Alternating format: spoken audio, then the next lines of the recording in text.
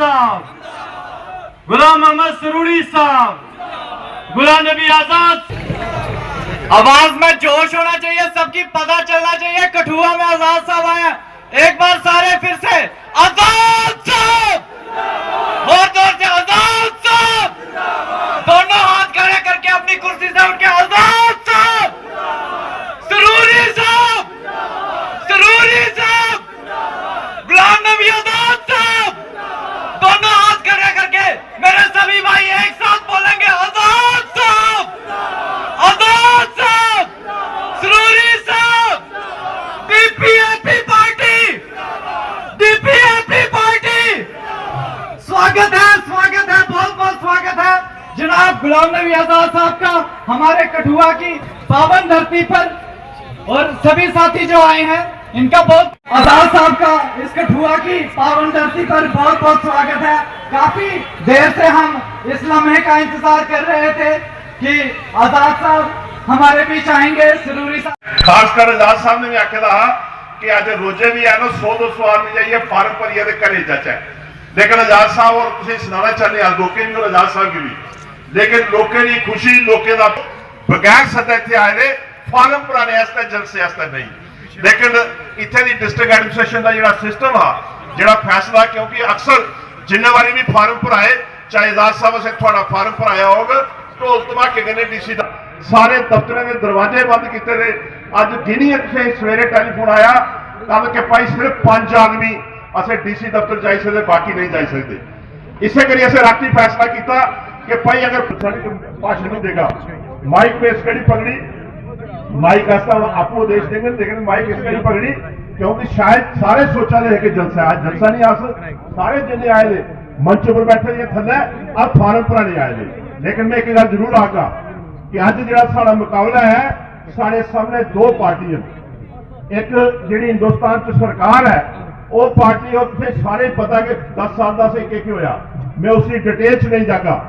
लेकिन अस अपनी पार्टी की गल करके कि आजाद साहब ने जिसने पार्टी बनाई, पार्टी का जो एजेंडा, पार्टी का जो मैनिफेस्टो है सीधा है कि ना कोई बाहर का जो एक 370 टुटने के बाद झूठी बनने के बाद यह फैसला होया कि बाहर का आदमी जो है अज इतने जमीन लैदा, बाहर का आदमी इतना नौकरी लैदा, बाहर का आदमी कारोबार करने माइंड जो बाइंड पूछी है भाई 200 गवाओ तुम्हें पहले पूछा आजाद साहब ने 2 साल।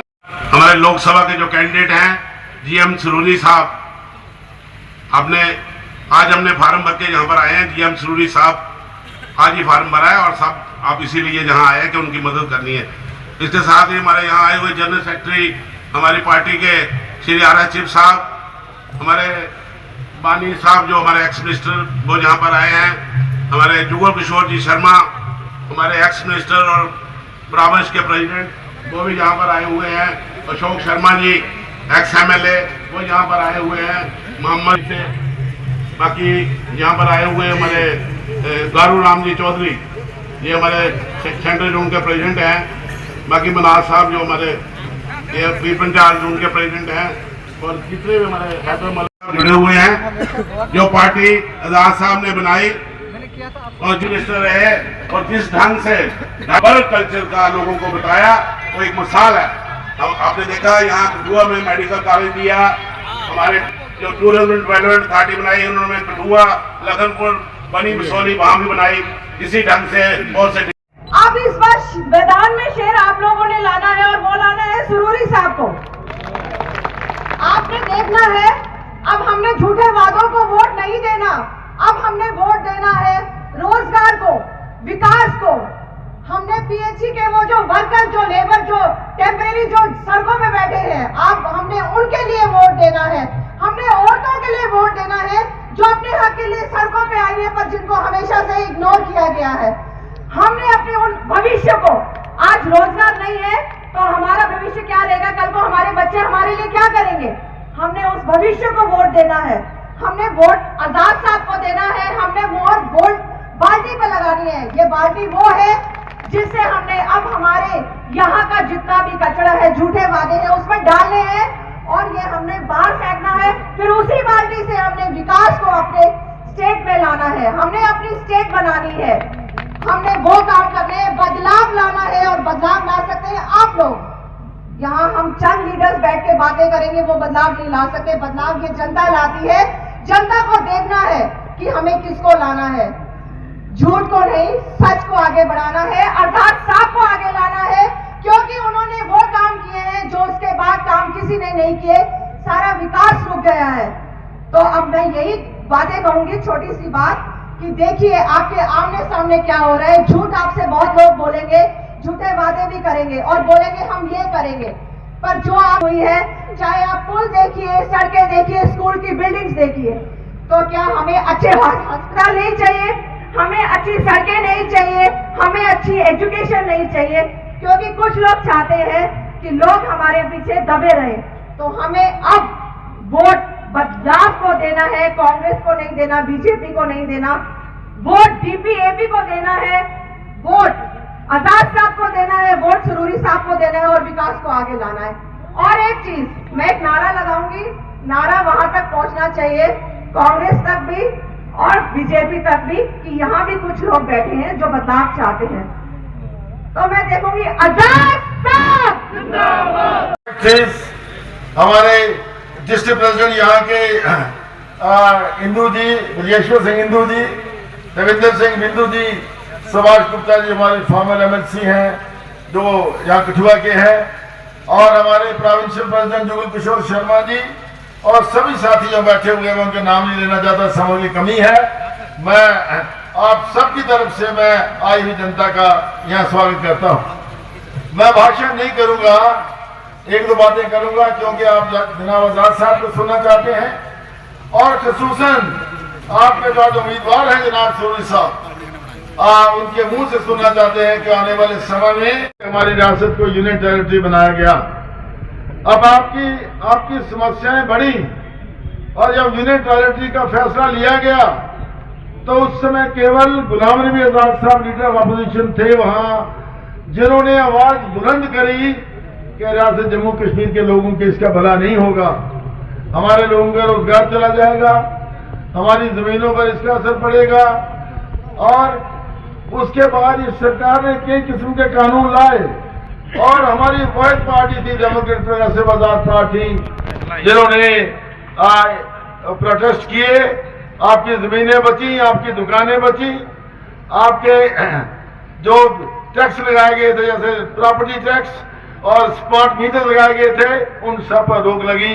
ये हमारी पार्टी ने सबसे पहले किया। साथियों, उसके बाद मैं ये कहना चाहता हूं, जहां तक आजाद साहब का सवाल है, आजाद साहब वाहिद चीफ मिनिस्टर रहे हैं जिनकी नजर में जम्मू कश्मीर और लद्दाख एक जैसे रहा है। लद्दाख से आपने जहां डिस्ट्रिक्ट बनाए, 8 डिस्ट्रिक्ट बनाए, 4 यहाँ और 4 वहां कश्मीर में। और सबसे बड़ी बात है, जब ये हिंदुस्तान के वजीर सेहत थे तो उस समय इन्होंने हमें जो मेडिकल कॉलेजेस दिए जगह जगह, मेरे ख्याल में कोई भी ऐसा लीडर नहीं था जम्मू कश्मीर का जिसने ऐसा किया हो। और बतौर चीफ मिनिस्टर इन्होंने विकास को आसमान की बुलंदियों तक ले गए, चाहे वो सड़कों का काम था, स्कूलों का काम था, अस्पतालों का काम था और दूसरे जो विकास के काम थे, सारे कामों को इन्होंने आगे बढ़ाया। इन्होंने मिसाल कायम की। बल्कि मैं ये कहूंगा कि सारे के सारे मुख्यमंत्री जो इनसे पहले थे, जो 70 साल में काम नहीं कर पाए, गुलाम नबी आजाद साहब ने 28 साल में करके दिखाया। और आज आजाद साहब ने जो फैसला किया है डेमोक्रेटिक प्रोग्रेसिव आजाद पार्टी बनाने का, जो 5 साल से 10 साल से आपकी जो तकलीफें हैं उनको देखते हुए इन्होंने 50 साल का अपना कैरियर छोड़ा, उसको अलविदा कहा और उन्होंने कहा कि मैं रियासत जम्मू कश्मीर के लोगों की सेवा करूंगा। और सबसे पहले कहा कि हमारी रियासत का दर्जा वापस आना चाहिए। और इनकी कोशिशों की वजह से उच्चतम न्यायालय ने भी फैसला जो इस बात का कर दिया और इन्होंने कहा कि यहाँ फौरन इलेक्शन होनी चाहिए और हमारी यूटी जो है वो स्टेट बननी चाहिए। साथियों, मैं आपको यकीन दिलाना चाहता हूं, मैं लंबी बात नहीं करना चाहता, मैं ये कहना चाहता हूं कि सुरूरी साहब की कामयाबी, सुरूरी साहब कामयाब होंगे, मेंबर पार्लियामेंट बनेंगे, इसमें कोई शक की बात नहीं है। लेकिन उसके साथ साथ अल्टीमेट गोल ये है कि जनाब आजाद साहब इस रियासत के मुख्यमंत्री बनेंगे। मैं समझता हूं कि आपके आशीर्वाद से, आपका आशीर्वाद रहा तो कोई दुनिया की ताकत इस बात को रोक नहीं सकती। देखा, ताकत आपके हाथ में है, आपने DPAP को ताकत देनी है और आजाद साहब को इस रियासत का आपने वजीर आला बनाना है। और इसके साथ साथ मैं कहना चाहता हूं कि जो पहले भी मेंबर पार्लियामेंट जो है 10 साल, मैं बिना नाम लिए कहना चाहता हूं, आपने उनको आजमा लिया है और आजमाने के बाद जब किसी चीज को एक बार आजमाया हो तो बार बार उसको आजमाया नहीं जाता। और इसलिए मैं कहना चाहता हूं कि सरूरी साहब जो हैं ये एक सबसे अच्छे साबित होंगे एज मेंबर पार्लियामेंट। आप लोगों की खिदमत करेंगे, आप लोगों की सेवा करेंगे और आप लोगों का विकास करेंगे, बच्चों को रोजगार दिलवाएंगे। और जो जो तकलीफें हैं, जैसे गौरी शंकर बाकी साथियों ने कहा है, चाहे वो अडाल पे काम करने वाले हैं, चाहे हमारी आशा वर्कर्स हैं, चाहे आंगनबाड़ी वर्कर्स हैं, चाहे PHG ऑपरेटर्स हैं, चाहे रहबरे तालीम के लोग हैं, रहबरे खेल के लोग हैं, रहबरे जंगलात के लोग हैं, सबको पक्का किया जाएगा जब आजाद साहब की क़यादत आएगी और इस रास्ते के मुख्यमंत्री बनेंगे। इन्हीं शब्दों के साथ मैं अपील करना चाहता हूँ। आप गुलाम नबी आजाद साहब का चीफ मिनिस्टर, LOP, बहुत बार रहे हुए मिनिस्टर और राज्यसभा के मेंबर, इनके साथ हमारे यहाँ जनरल सेक्रेटरी गुलाम नबी आजाद साहब वो शख्सियत है जिन्होंने तमाम रियासत के लोग नहीं बल्कि पूरे मुल्क में एक मसवात के तरीके से चले हैं। कोई भेदभाव इन्होंने नहीं रखा है। जहाँ की इन्होंने जितने डिस्ट्रिक्ट कश्मीर में दिए उतने डोडा में दिए। इन्होंने स्कूल बनाए, इन्होंने अस्पताल बनाए, इन्होंने कॉलेज बनाए, इन्होंने इंफ्रास्ट्रक्चर डेवलपमेंट किया और रोडें इतनी बनाई। उन रोडों के साथ 1300 करोड़ रुपया जो है कंपनसेशन भी आजाद साहब ने दिलाया। आजाद साहब की शख्सियत का कोई मुकाबला नहीं। आप बताइए, तखमीना करिए, क्या रियासत जम्मू कश्मीर में जब गुलाम नबी आजाद साहब 2.5 साल के चीफ मिनिस्टर रहे 70,000 नौकरियां इन्होंने लगा दी थी, तो उस वक्त इनकी वो जो सपोर्ट वापस ली PDP ने और वो नुकसान हमारे बच्चों का होगा। जो बच्चे आज ड्रग्स में मुलव्वस हैं, जो बच्चे आज दर दर की ठोकरें खा रहे हैं, हमारे स्कूल आज खाली, हमारे स्कूलों में आज टीचर नहीं, हमारे अस्पताल खाली, हमारे अस्पतालों में डॉक्टर नहीं, हमारी रोडों की हालत। मैं अभी सुन रहा था यहाँ 2-4 ब्रिज हैं जिनकी वो खस्ता हालत है, उनकी रिपेयरमेंट नहीं हो रही। जो सरकार रिपेयरमेंट ब्रिजों की नहीं कर सकी, जो सरकार इन सड़कों की हालत नहीं ठीक कर सकती, उस सरकार को हमने बदलना है। बदलना है, नहीं बदलना है। लिहाजा मेरे बुजुर्गों, दोस्तों, साथियों, आप सब लोग आजाद साहब को सुनना चाहते हैं। मैं जहां ताल्लुक है, इन्होंने मुझे मैंडेट दिया और इस Udhampur, Kathua, Doda, Kishtwar, Ramban, Udhampur constituency, parliamentary constituency का, और इसमें मैं तमाम लोगों से मोदमाना गुजारिश करता हूं कि बगैर मजहब मिलत आप 19 तारीख को बाल्टी के निशान पर बटन दबाएंगे और एक नया सुबह देखेंगे और नई पहचान देखेंगे, नई रौनक देखेंगे, नया डेवलपमेंट देखेंगे कि मैं आपके लिए पार्लियामेंट में क्या करूं। आपको मालूम है, आपके सामने सब किताबें खुली हैं। एक 10 साल रहा, उसने आपके लिए क्या किया, दूसरे 10 साल रहा, उसने आपके लिए क्या किया। लिहाजा आज सोच समझ करके आपने कहा हम गुलाम नबी आजाद साहब को चीफ मिनिस्टर बनाना चाहते हैं। हाथ खड़ा करें जो चाहता है गुलाम नबी आजाद साहब को चीफ मिनिस्टर आप बनाना चाहते हैं। हजारों लोग यहाँ जमा हैं, दूर दूर से आए हैं। मैं आपका मशकूर हूँ, आपका शुक्रगुजार हूँ। यहाँ कुठवा से आए हैं, यहाँ हीरानगर से आए हैं, यहाँ जसोटिया से आए हैं, कुछ आए हैं, हमारे चिनेनी से आए हैं, हमारे वेस्ट और ईस्ट उधमपुर से आए हैं। हमने डोडा, किश्तवाड़, रामबन के लोगों से मैं माफी चाहता हूं। हमारे पास गाड़ियां उतने अरबों रुपया नहीं है, हमने गाड़ियों का कोई इस्तेमाल नहीं किया। हम शुक्रगुजार हैं लोगों के जिन्होंने खुद आके यहाँ हम आजाद साहब को ये इज्जत दे दी जिसका कमाल आपने आज सबूत किया यहाँ कुठवा के बाजार में। बाकी यहाँ गुंडागर्दी से या किसी जोर शोर से कोई डराना चाहता है, हम डरने वालों में से नहीं है। हम कामयाब हो, आपका साथ होना चाहिए, आपका ताउन होना चाहिए। इंशाल्लाह आपके सुकूनों की हालत बदल जाएगी,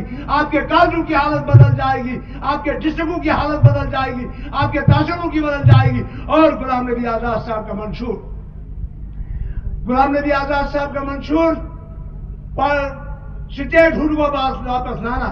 जब आजाद साहब ने पार्लियामेंट में स्पीच की, उसी वक्त उन्होंने मनवाया गवर्नमेंट ऑफ इंडिया को कि हम स्टेट हुड वापस देंगे। और दूसरी बात, बहुत मुबारक है हमारे लीडर को कि जो आते ही जो हम पे आफत पड़ी जमीन की, हमारी खालसा सरकार छीना गया, हमारी रोशनी की जमीन छीनी गई, हमारा जंगलात छीना गया। और गुलाम नबी आजाद साहब ने अपनी पार्टी का लगभग 80 जगह पे हमने प्रोटेस्ट किया। और प्रोटेस्ट करने के बाद ये होम मिनिस्टर के पास गए, एलजी को चिट्ठी लिखी और हमारी जमीनें रुकाई। आप बताइए वहां पीडीपी कहां थी, एनसी कहां थी, कांग्रेस कहां थी उस वक्त? और आज आजाद साहब ने आपकी जमीनें बचाई और कोई जमीन आपका बचाने वाला नहीं था, न है, न होगा। और आजाद साहब जब चीफ मिनिस्टर बनेगा आपको जमीनें वापस की जाएंगी। ये मुबारक है। आजाद साहब ने कहा 4-4, 10-10 हजार लोग शामिल थे। आजाद साहब ने कहा हम गरीबों को बिजली फ्री करेंगे। गरीबों को बिजली फ्री कोई चीफ मिनिस्टर नहीं कर सकता है, हमारे आजाद साहब कर सकते हैं। और नौजवानों के रोजगार, बाहर का कोई यहाँ रोजगार नहीं कमाएगा, कोई मुलाजिम नहीं लगेगा। जो लगेगा वो हमारी रियासत का लगेगा, हमारी डिस्ट्रिक्ट का लगेगा, कठुआ, उधमपुर और डोडा का लगेगा। आजाद साहब ने जंगलों में, हम बड़े बड़े पहाड़ों पे घूमे, डोडा में घूमे, भद्रवाह में घूमे, यहाँ और भी रियासत के बाकी कश्मीर के पहाड़ियों पे घूमे, गुरेज पे घूमे। आजाद साहब टंकहा टीटवार तक पहुंचे। आजाद साहब उधमपुर की कई पहाड़ियों पे पहुंचे, भद्रवाह और डोडा किश्तवाड़ जगह जगह गए, फोटो लेते रहे पहाड़ों का। मेरे गुलाम नबी आजाद। आज हमारे मजदूर दरबदर, आज हमारे मुलाजिम परेशान, आज हमारे लोगों को मनरेगा का पैसा नहीं मिल रहा। आज 100 दिन का रोजगार आजाद साहब जो आपने 2008 में लाया था, 100 दिन का रोजगार, आज वो 30 दिन और 25 दिन पे ठहरा हुआ है। आज 1000-2000 गरीबों को मिल रहा है, राशन 5 किलो मिल रहा है। आपने प्रोटेस्ट किया और 10 किलो राशन और दिलाया, ये आपका कारनामा है, हम आपको मुबारकबादी पेश करते हैं। आपने हमें स्कूल दिए, हमें कॉलेज दिए। अब इस सरकार का फर्ज बनता था कि ये सरकार उसमें मास्टर दे, ये सरकार उसमें डॉक्टर दे। कुछ नहीं किया, बल्कि जो सड़कें बन रही थी उनका कंपनसेशन भी बंद कर दिया कि कोई सड़क पे कंपनसेशन नहीं मिला। तो आजाद साहब ने जो टूरिस्ट डेस्टिनेशन की बात की, उन्होंने कहा कि हम जगह जगह उन लोगों को, नौजवानों को रोजगार दिलाएंगे, स्पेशल भर्तियां कराएंगे। यहाँ डीडीसी और बीडीसी दरबदर है। यहाँ हमारे एसपीओ, जो एसपीओ पहले हमारे वक्त में 10-10 हजार, 8-8 हजार लेते थे, आज दरबदर हैं, आज कोर्ट में जा रहे हैं। वो एसपीओ जिनको आज 4000 रुपया मिलता है, इंशाल्लाह आजाद साहब की सरकार आए उनको रिकॉग्नाइज किया जाएगा। और जो 62,000 मुलाजिम हैं जो दरबदर की ठोकरें खा रहे हैं 20 साल से, उनको परमानेंट किया जाएगा। उनको गुलाम नबी आजाद साहब कहते हैं। गुलाम नबी आजाद साहब ने डबल शिफ्ट, ट्रिपल शिफ्ट का काम, आज हमें रोजगार, आज हमारे लोग बाहर जाते हैं, बाहर के मतलब यूपी में काम करने जाते हैं, हिमाचल में काम करने जाते हैं। गुलाम नबी आजाद साहब के दौर में कोई बाहर काम नहीं करता था, बल्कि बाहर के लोग यहाँ काम करते थे। मैं आपका बहुत मशकूर हूँ, शुक्रगुजार हूँ। मैं आपसे झोली करता हूँ कि आप 19 तारीख को बगैर मजहब और मिल्लत जरूर बाल्टी के निशान का बटन दबाएंगे। जो बाल्टी का बटन दबाएगा हाथ खड़े करो और आजाद साहब को चीफ मिनिस्टर बनाना। गुलाम आजाद साहब, गुलाम आजाद साहब, गुलाम आजाद साहब। चीफ मिनिस्टर कैसा हो, चीफ मिनिस्टर कैसा हो। जो लोग बाहर से आए हैं, बाहर का मतलब है शहर के बाहर, जिनके नाम कठुआ डिस्ट्रिक्ट से, उधमपुर डिस्ट्रिक्ट से, चुनाव रैली के लिए मैंने ही मना किया था, क्योंकि इसके बाद जो गाड़ियों का खर्चा है वो पार्टी के अकाउंट में जाता। तो मैंने इनसे बताया था कि जो अपने आप अपनी गाड़ी में आ सकता है वही आए। तो इतनी संख्या में आप सब अपने अपने साधन जोड़कर, गाड़ी, बस, ट्रक, जैसे भी जिसको जो मिला, जीप, उसमें सभी आए हैं। आप सबका बहुत बहुत धन्यवाद। बहुत सारे हमारे लीडर्स यहाँ मौजूद हैं, लेकिन अगर सब भाषण करेंगे तो इफ्तियारी भी यहाँ होगी और सुबह सरगी भी यहीं खानी होगी। कठुआ वाले इंतजाम करेंगे?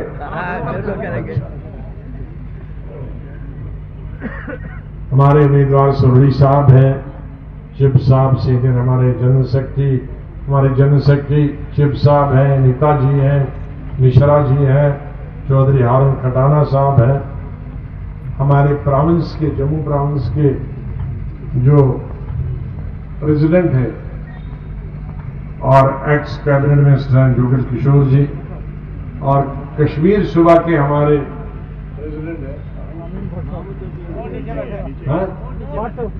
वो एक जगह बैठ नहीं सकते। ठीक है। अमीन भट्ट साहब, सलमान खुर्शीद साहब हमारे चीफ स्पोक्समैन, आप मजीद वानी साहब, मैं सोचता था सबसे पहले नाम लिखूं, इन्हीं का नाम चेयरमैन भी हमारे पार्टी के, तो उपस्थित सभी भाइयों और मैं ये आज मैंने महाराष्ट्र से 79 में 45 साल पहले लोकसभा का फॉर्म भरा तो 5000 लोग, दूसरा दिसंबर 84 में भरा तो 15,000 लोग, तो तब ये इतनी रुकावट नहीं थी, लोग अंदर भी घुस जाते थे हजारों। वो डीसी ऑफिस के लोग सब बेचारे बाहर निकलते। सिर्फ हमारी पार्टी नहीं, उस वक्त जो जिस पार्टी में मैं था, हर पार्टी का ऐसा ही हाल। तो अभी भी बहुत सारे लोगों को मना करने के बावजूद भी कि यहां नहीं आना, अंदर इजाजत नहीं है, तो ये एक स्टैंड बाय अरेंजमेंट था कि अगर कोई आ भी गया तो वहां निकाल देंगे। तो बजाय लाठी चार्ज होने के यहां मिले और फॉर्म भरने के बाद सिर्फ पर्दा जी माफ करना, आपको देखा नहीं,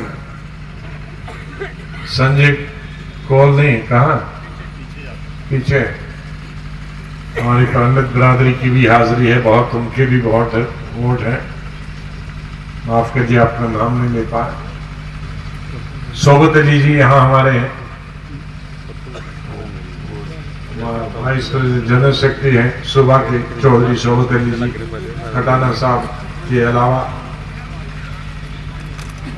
और बहुत सारे साथी। तो ये आज मीटिंग सिर्फ फॉर्म भरने वाली मीटिंग है, इसलिए जो पब्लिक मीटिंग में बातें करनी है वो जो पब्लिक मीटिंग होगी बाकी जगह होगी। आज तो हिंदुस्तान में कहीं भी पब्लिक मीटिंग करो तो शाम तक हर घर में उसका वीडियो पहुंच जाता है, देख सकते हैं, सुन सकते हैं। लेकिन हमारे लीडरों के लिए भी, चाहे वो स्टेट के लीडर हों, चाहे सूबे के लीडर हो,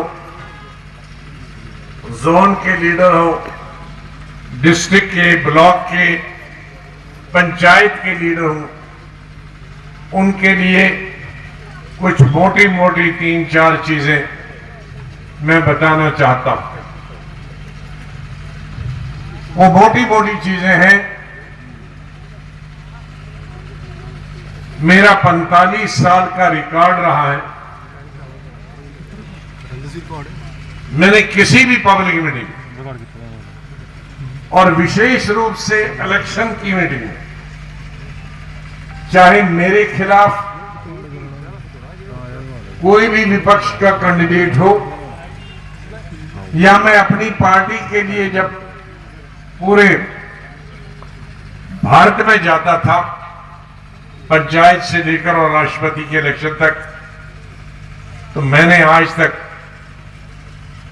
किसी भी कैंडिडेट के खिलाफ न उसका नाम लिया है न उसके खिलाफ बोला।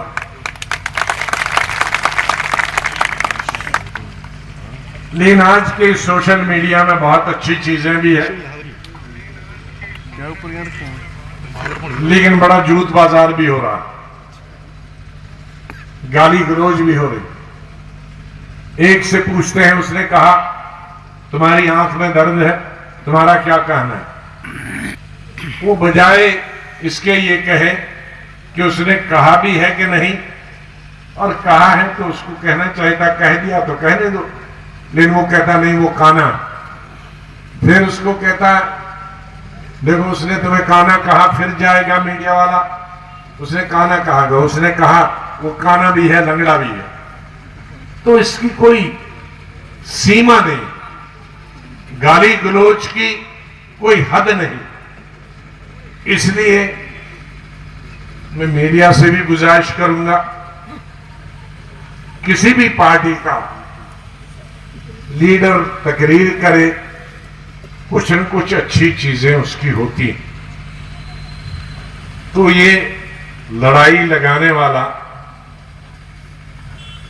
काम कम करें, उससे जो हमारे मीडिया की गरिमा भी वो भी बढ़ जाए। वरना आज दूसरे से ही दूर से देखते मीडिया को तो आदमी छुप जाता है, पता नहीं क्या पूछेगा।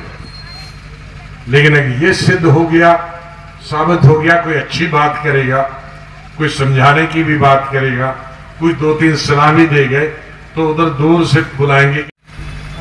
जब से ये हमारे बड़े कैमरा और छोटे कैमरा, वो कहते हैं जी आ गया AK-47।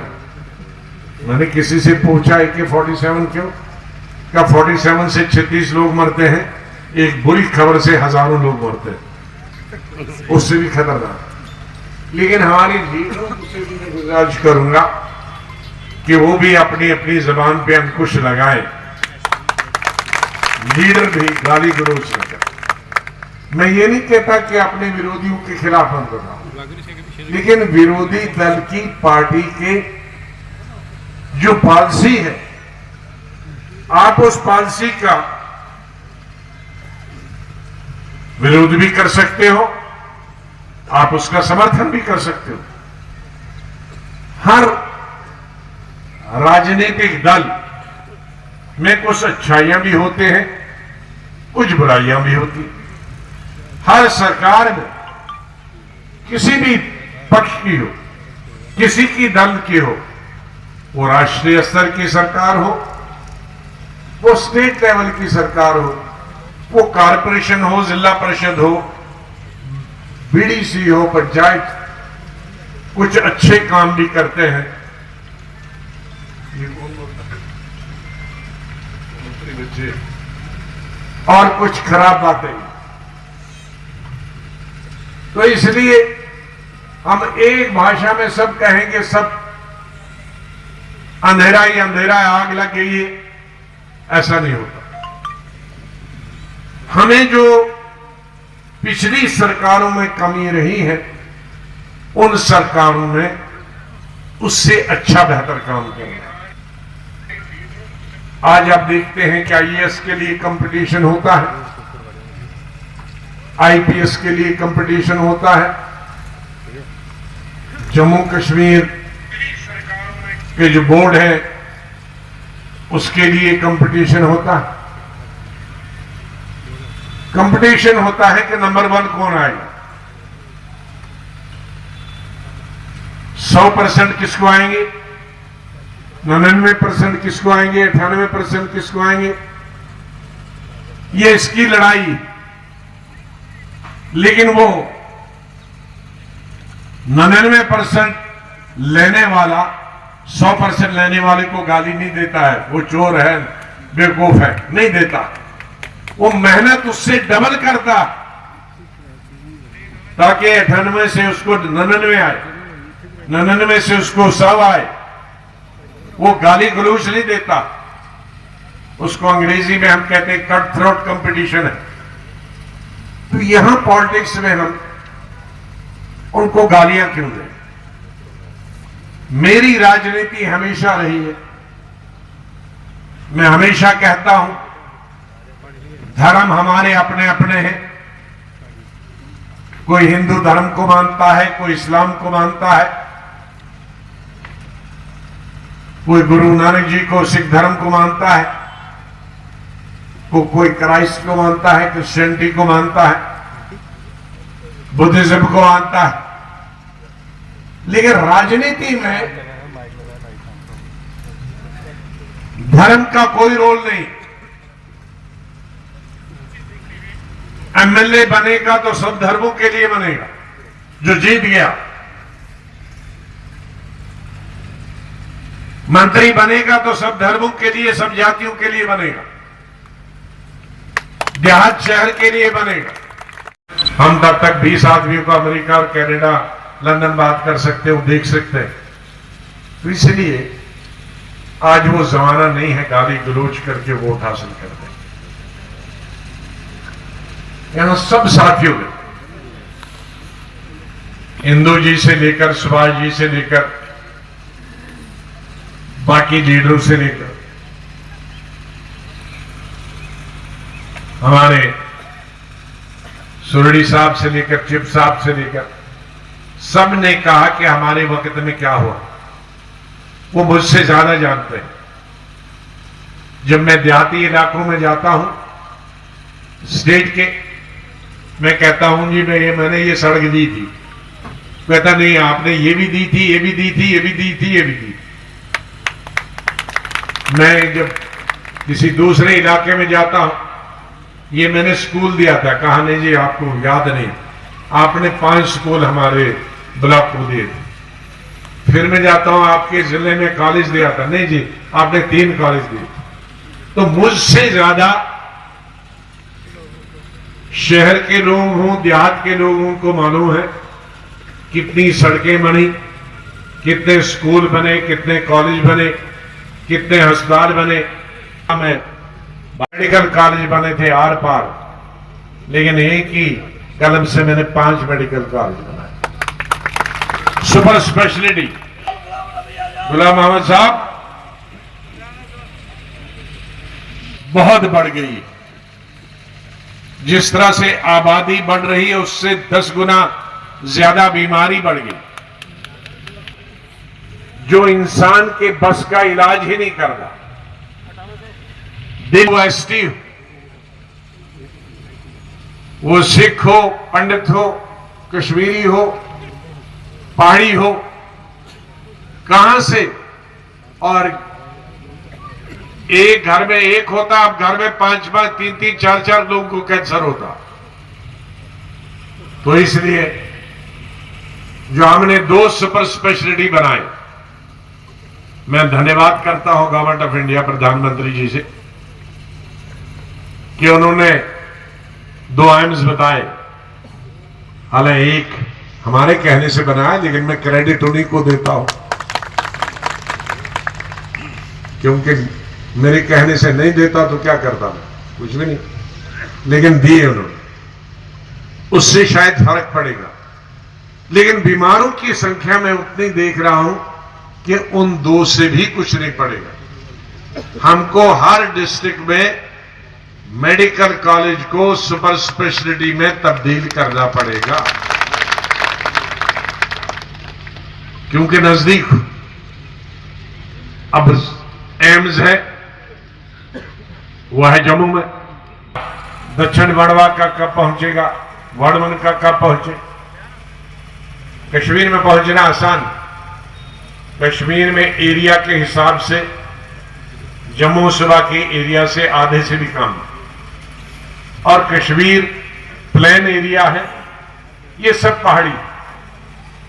वहां हमारे भट्ट साहब है 80। हालात हर इलेक्शन में बदलते हैं, लेकिन आपको ये भी मालूम होगा कि 4,28,000 वोट हमने लिए, जो कि एक अपने आप में रिकॉर्ड था। जबकि उससे पहले कांग्रेस का ही एक कैंडिडेट था, वो 2 दफ़ा जीता, लेकिन दोनों इलेक्शन में जीत के बाद भी टोटल मिला के वो 4,11,000 ही वोट होते थे। तो हमको हारने के बाद भी 4,28,000 वोट मिलते। आप इतने लोकप्रिय आजाद साहब, अभी हाल ही में राज सिंह की पार्टी DPAP के लोकप्रिय कैंडिडेट हैं, और आप ये बताइए इस समय कौन सी लोकप्रिय पार्टी है, भाजपा है या कांग्रेस है या आपकी है? आपने मेरे भाषण नहीं सुना।